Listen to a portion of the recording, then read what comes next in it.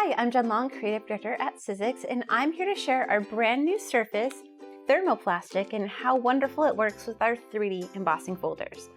Thermoplastic is such a unique material. It's kind of a clear, transparent material that has a nice substance to it. It's die cuttable, you can emboss it, you can cut it out with Thinlits if you use a precision base plate, but today I just want to show you how to use it with 3D embossing. The first thing that you're going to do is you're going to notice that there's this little layer that you can peel off of the thermoplastic. And you're going to peel that right off before you do anything to it, before you die cut it or before you would emboss it. Now, in order to shape your thermoplastic, you're going to use heat. You're going to use a heat tool to heat all over the entire folder before you run it through the embossing machine. So I'm just going to turn this on and start to go.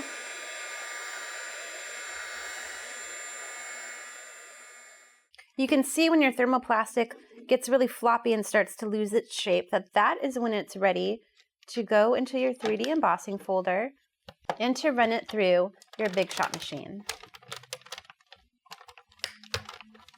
When you remove your surface, your thermoplastic surface, from your 3D embossing folder after running it through the machine, you can see that you have a hard piece of material that's beautifully taken the 3D embossing shapes, the highs and the lows, the different dimensions, and you have just a beautiful all-over pattern that's quite substantial and really great for any kind of multimedia that you want to do.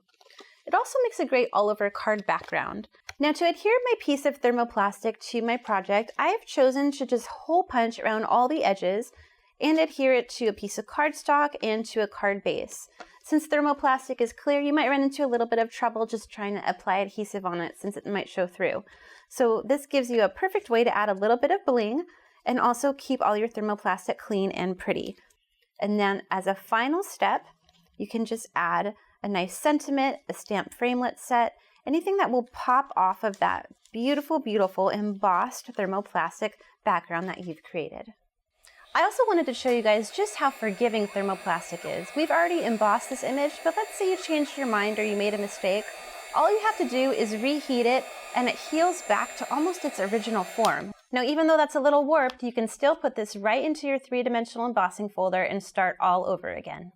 So we just took a look at how you can emboss using thermoplastic, but now let's take a look how you can die cut it, mold it with heat, and add some kind of medium to it. So like I mentioned, thermoplastic you can cut with a steel roll die, which is one of our Big's dies, or you can cut it with a Thinlit using a precision base plate. Today we're going to use a steel roll die. We're just going to build our sandwich like so and roll that right through the Big Shot machine.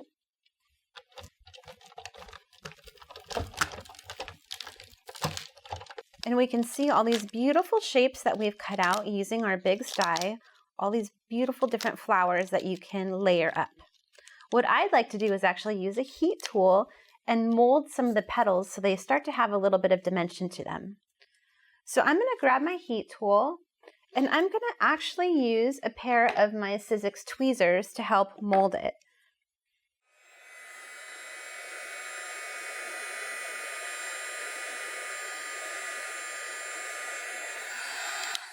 So you can see once you apply a little bit of heat, your thermoplastic actually starts to take a shape and form, and you can use your tweezers to kind of bend the petals. One of the amazing features about thermoplastic is that it's rehealable. What that means is if you've embossed an image or you've die cut an image and started to shape it and you don't like how it looks, all you have to do is reheat it and it goes back to normal. So you can adjust this. You can get it hot again and just straighten out your petals, and you can start with exactly what you began with. Just in case you make a mistake or you wanted to try a different look, it's very, very forgiving. So since I've molded some flowers, I'm just going to skip ahead to how all these flower petals would look. I really want to add some medium to them. I love this material, but it being clear, you kind of want to add a little bit of ink to it to give it a little more dimension so it can pop. So I'm just going to take some of Tim Holtz's alcohol ink. I'm going to take a little brush, and all I'm going to do is spill a couple drops right on this flower. I'm going to take my paintbrush and just start to cover it up and blend it.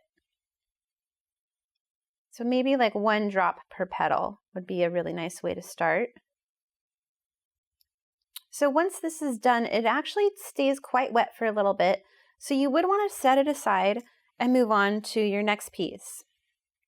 What I like to do is alcohol ink both sides of each flower. That way you get a lot more of a vibrant color and just makes it look a little more opaque other than so transparent. So after this is set down to dry, I would pick it up, flip it over, and apply this alcohol ink in the same process to the other side. So I'm going to set that one, let it down, and let it dry. I'm going to pick up our first one, I'm going to flip it over, I'm going to put a little bit of alcohol ink, and I'm going to start to blend it again. And you can already see how that adds a lot more opacity to it.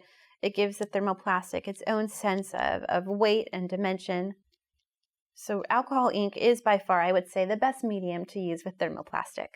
The next thing that you're going to do is simply hot glue these together.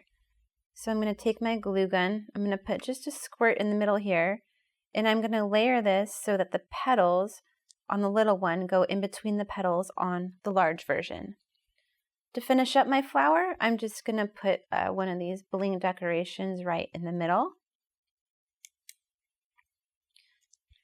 I've also die cut the same flowers just out of paper, just to kind of, again, give it something to stand up off of. So I'm going to put a little hot glue in the middle of both of these flowers, just to give a base for the thermoplastic to work. What I love about this is the contrast between your cardstock and your thermoplastic, so you really get to appreciate the different levels of dimension in these. So I'm going to push this on here, and then just finally put my finishing flower right on top of there. And you can see how that pops off of that white, how it has that nice shiny look to it. It is a perfect way to add a little tiny embellishment to the front of a journal or a card and have it be extremely, extremely impactful and unique looking.